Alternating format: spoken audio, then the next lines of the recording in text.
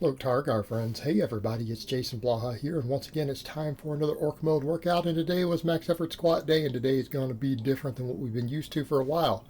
But for those of you who watch these videos, please remember to click like down below. You guys have to help offset the dislike button for any goofballs who say there's no dislike button. I linked evidence of it this morning on the Facebook fan page. Go check it out. I explain in it what you see. Very, very obvious what's going on. So, over to the point, you guys got to click like down below. You like these videos, just go ahead and do it. Thank you. Now, I did pause squats. Why? I said I was going to do pause squats last time. I wanted to double check on some things with my weaknesses. I did suspect that I need to start working a little bit more quad specific on squat days. The pause squats, that first one went okay, but when I went up to 482, now keep in mind guys, you guys have seen me with the same chain weight do like 40 pounds more on a normal back squat. When I pause, notice right there, that sticking point, boom, drove me down. I actually thought I was going to get this one today. I was hoping I'd get as high as 500. Okay. You guys have seen me squat more than this in the last week, really quite a bit more. I think what we're seeing here is that I have now gotten so good at a stretch reflex that I'm able to use my glutes and hamstrings, which I spend so much time training lately, because again, that's why my deadlift's been going up, right? I've been able to get them to propel me out of the bottom with as much as 552. You guys have seen me do a 552. Right? That's what my max squat has been this year so far. My quads need work, and I felt that in my low quads. So I'm going to have to start dedicating my squat days to stuff that will help me get power out of the bottom on deep squats, starting with heavier box squats. Now, I'm not willing to do rep work on box squats, not real rep work, at most fives. Okay, you guys know that. That's the way I've generally done it.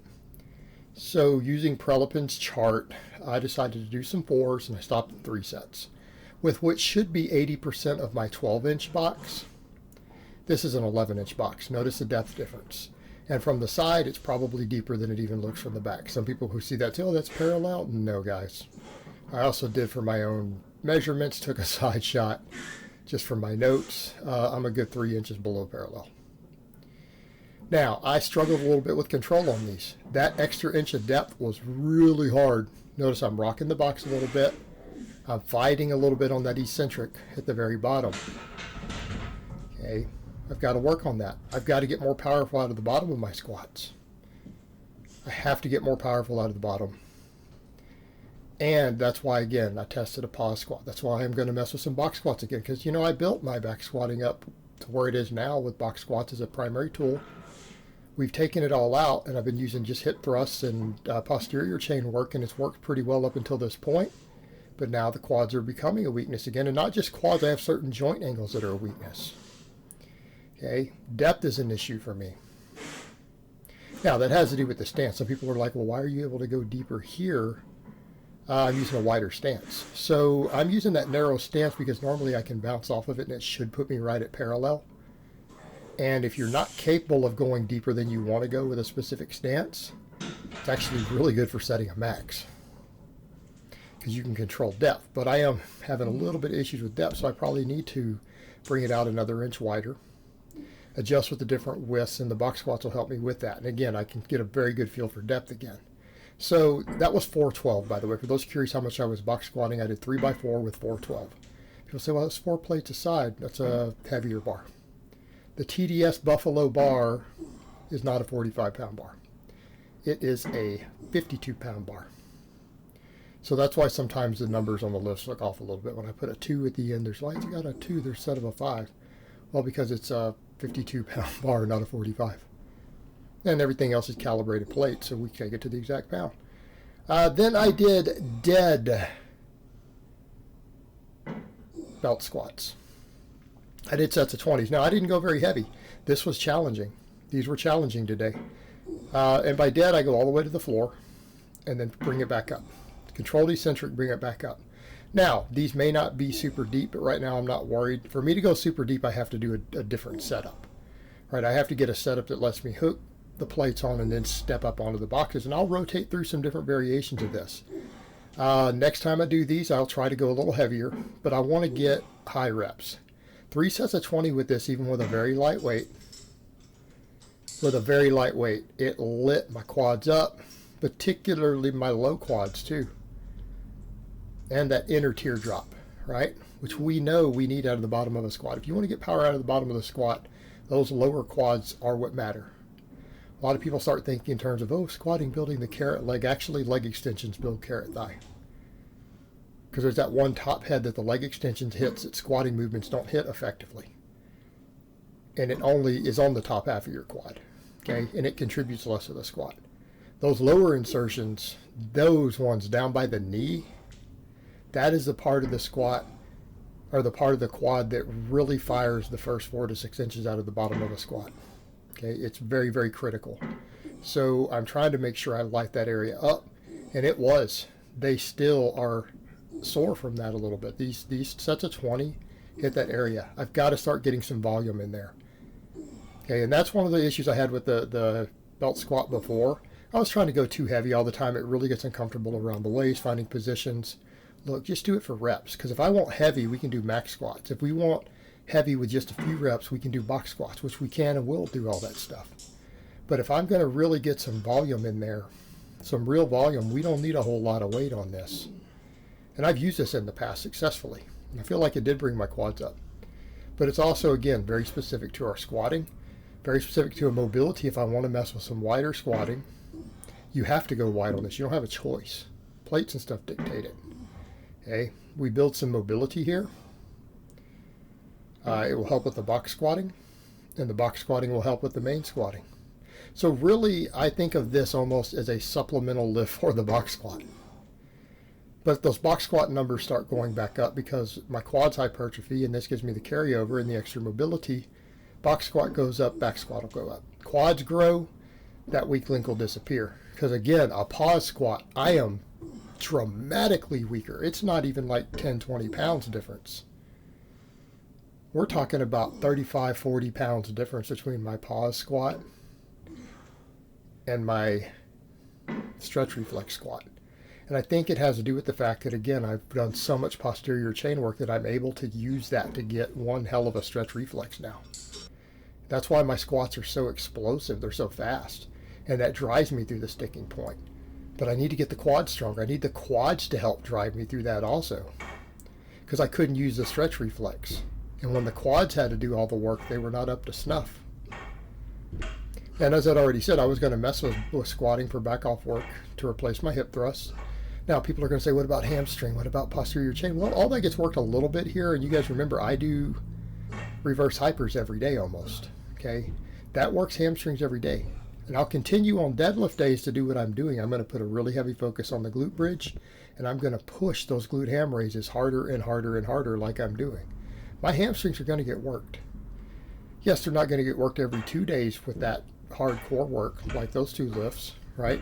Especially the glute ham raise, but every 4 days. If I do 5 very hard sets on that lift every 4 days, my hamstrings will keep growing. Do I need the hamstrings to grow to give me the even better stretch reflex on the squat? Yes. Do I need them to grow to get through my deadlift? Yeah. My hamstrings are, I think, my biggest limit on my deadlift right now. Now, because I also struggled with that 1-inch block pull, that also indicates that quads could start to become an issue for my conventional deadlift. So we need to make sure we build all this, right? My quads have to come up. My hamstrings have to come up. Both of them do. I got to bring them up. And it doesn't matter that people say, your legs are massive. Okay, size equals strength potential. Doesn't matter that they're massive. I also, compared to most people, have a massive squat and a massive deadlift. Okay, I need to put another 50 pounds on both of them. I need my squat and my deadlift to both go up 50 pounds. So my massive quads and hamstrings are going to have to get another 10% more massive.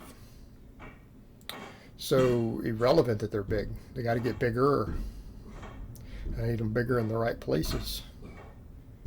So that's the way the squat days are going to go. Now we're separating stuff out more. Okay, now people are seeing me differentiate more and more of the supplemental work to specialize. Because a lot of times, well, your squat and your deadlift supplemental work are the same. Yeah. Now we're specializing. Now same thing, my press, overhead press, and my bench days are getting differentiated.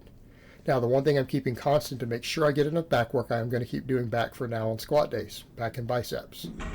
Because otherwise that could start to lag. Yes, I know my back's my best body part.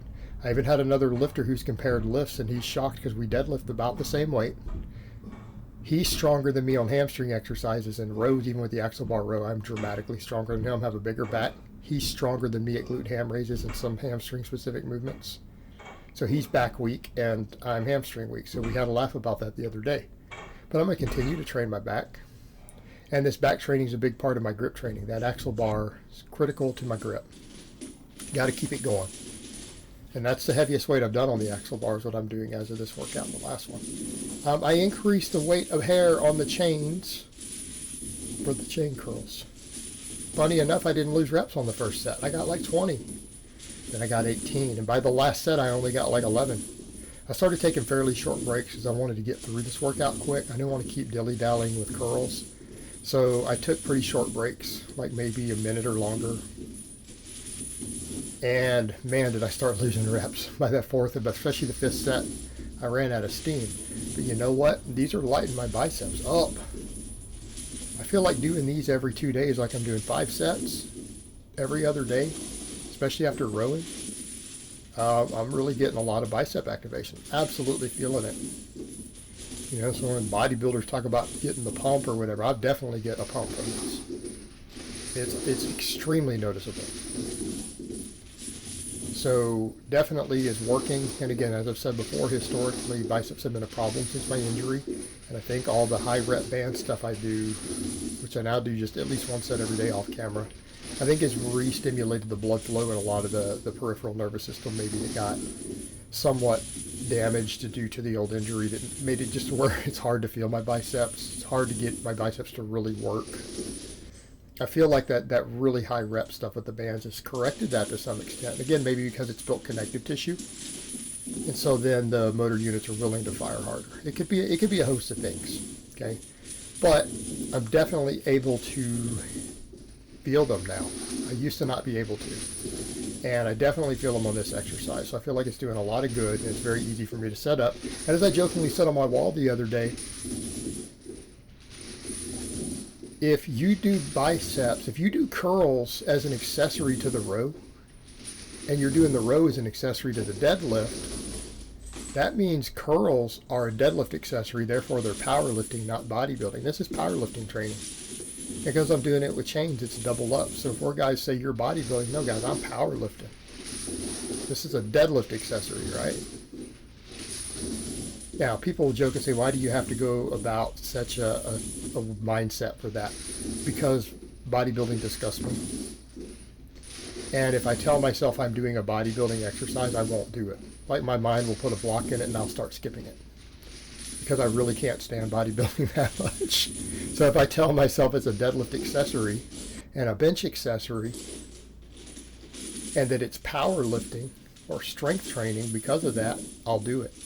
It's a matter of mindset, guys. It's how we program ourselves to do things. Self-programming is critical. It's critical. Thought process matters. Matters a lot. All right, guys, well, that's really all I have to say on that today. I hope it's been informative, and I will talk to you guys next time.